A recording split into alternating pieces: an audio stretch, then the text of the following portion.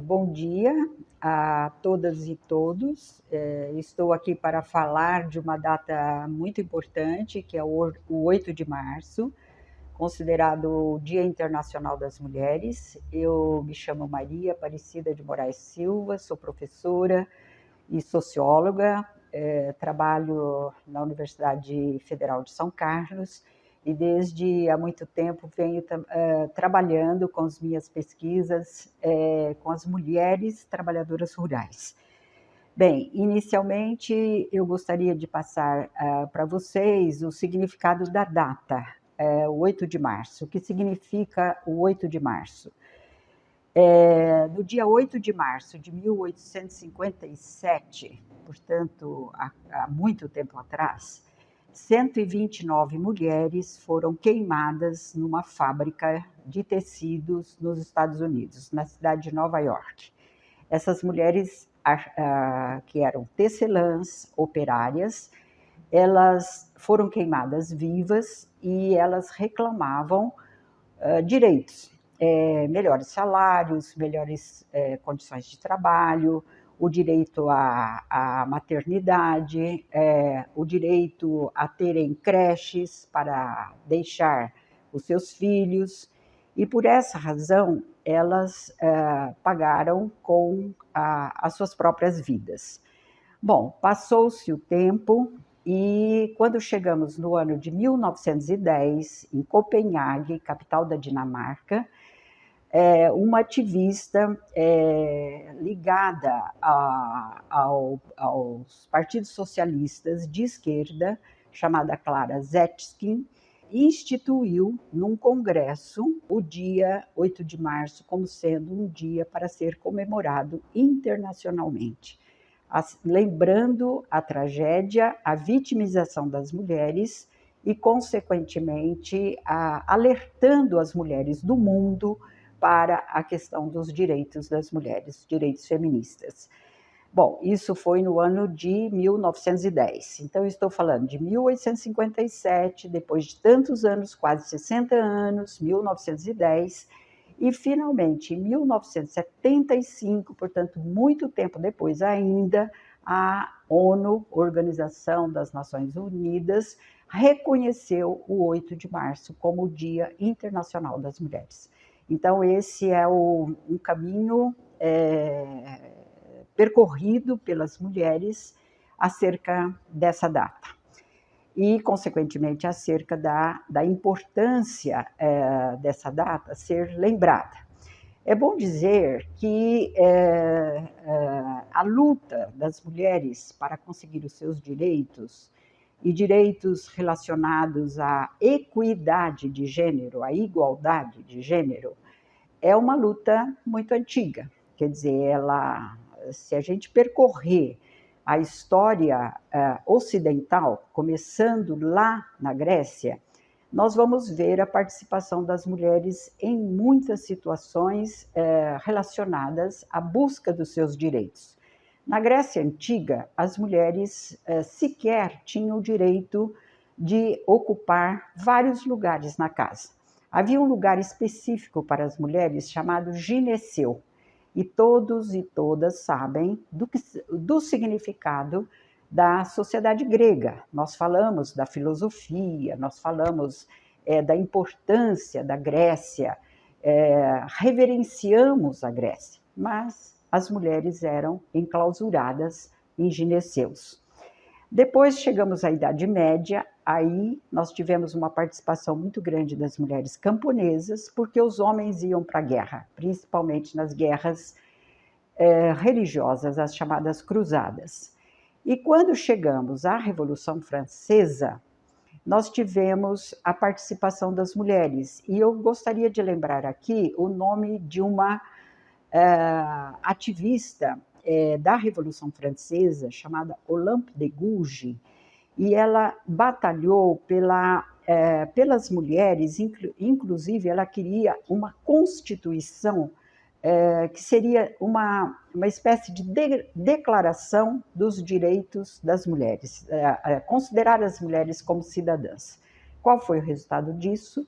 Ela foi perseguida, foi presa e olhem o detalhe, ela ficou na mesma prisão que Maria Antonieta. Todos sabem que Maria Antonieta era a rainha da França, e ela ficou na prisão e depois foi guilhotinada. Em seguida, a Olympe de Gouges também foi guilhotinada, e ela era partidária dos ideais da Revolução Francesa. Então, acho que são pontos importantes para nós.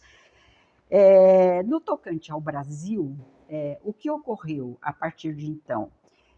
Nós tivemos aqui uma luta muito grande das mulheres no início do século XX para que as mulheres votassem, ou seja, para que as mulheres tivessem os seus direitos civis reconhecidos, mais precisamente para que elas fossem consideradas cidadãs.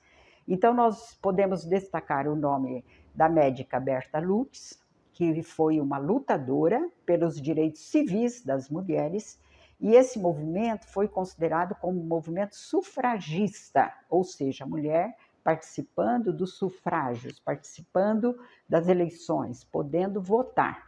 Isso ocorreu somente em 1932, durante a ditadura Vargas. O tempo passou e nós vamos, então, verificando que surgiram no Brasil várias correntes feministas em torno da busca pelos direitos. E eu vou falar especificamente, lembrando aqui alguns nomes, como, por exemplo, da professora Eliette Saffioti, que foi uma socióloga, também muito querida, foi minha professora, e a Eliette Saffioti é considerada uma das pioneiras do feminismo no Brasil. Ela tem um livro chamado A Mulher na Sociedade de Classes, onde ela chama a atenção da sociedade, não somente brasileira, mas internacional, para a necessidade da busca dos direitos da mulher. Antes da Eliette Saffioti, eu acho que uma outra referência extremamente importante é da Simone de Beauvoir, que escreveu O Segundo Sexo, e que nos deixou a famosa frase: não se nasce mulher, mas se transforma em mulher.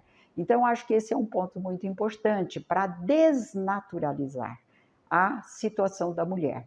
Não é que a mulher nasce fraca, que ela é inferior ao homem. Isso é um processo de naturalização.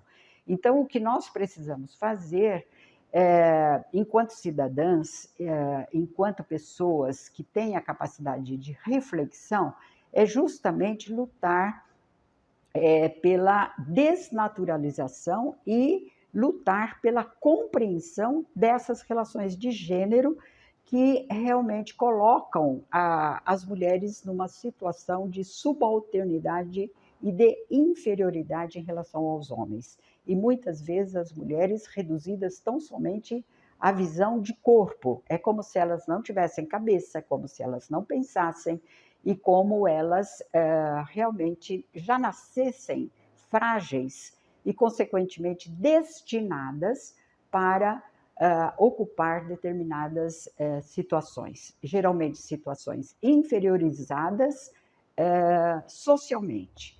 Por exemplo, a dona de casa, ela não é que a ocupação é inferior, mas a sociedade vê como um trabalho menor, como um trabalho desqualificado, que sequer precisa ser remunerado. Então, as mulheres donas de casa não são remuneradas, o trabalho doméstico é um trabalho discriminado, é um trabalho desqualificado, considerado um trabalho menor, consequentemente, um trabalho das mulheres.